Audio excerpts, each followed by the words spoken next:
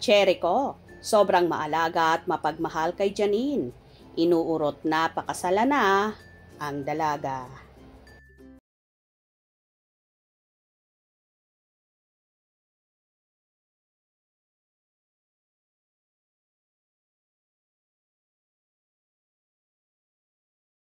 Sa mga naging pasilip na sweetness ng Econin sa naging food trip nila sa Japan at sinamahan pa ng pamamasyal sa magagandang tanawin at tourist spot, kagaya na lang ng Mount Fuji.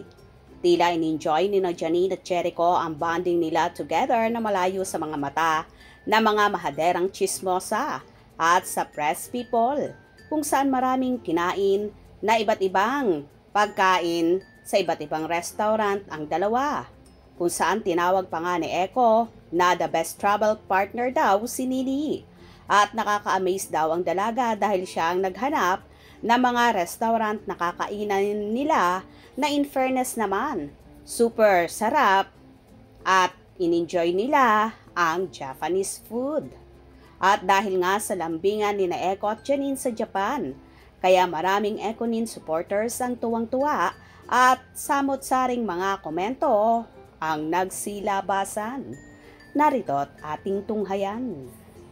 Wow! Napaka-maalaga at sarap magmahal ni Jericho. He made sure that Janine enjoys her food and busog. Sana all. Kaya naman, because of happiness she feels, Janine's jump like a child. True po. So happy for Nini. I just love the dynamics of these two. Their love and care for each other is so palpable. So cute and happy, Econin in Japan. Sana sis, pakasal na sila. Sweet nila Baba. So sweet and care ni Baba Econin. Road to forever. Sarap magmahal ni Eko. Maalaga. Kaya naman very happy si Nini. Sweet ni Eko. Econin for life. Sana all. May Eko na mapagmahal at mapag-alaga. Kasala na yarn. Eko, wag mo na pong pakawalan si Janine. Para kang tumama sa loto sa kanya. Wow, so sweet ng Econin. Sana sa simbahan na ang tuloy niyan. Kitang so happy si Nini sa piling ni Eko. What a lovely couple. Eko, ano pang hinihintay mo? Pakasalan mo na si Janine.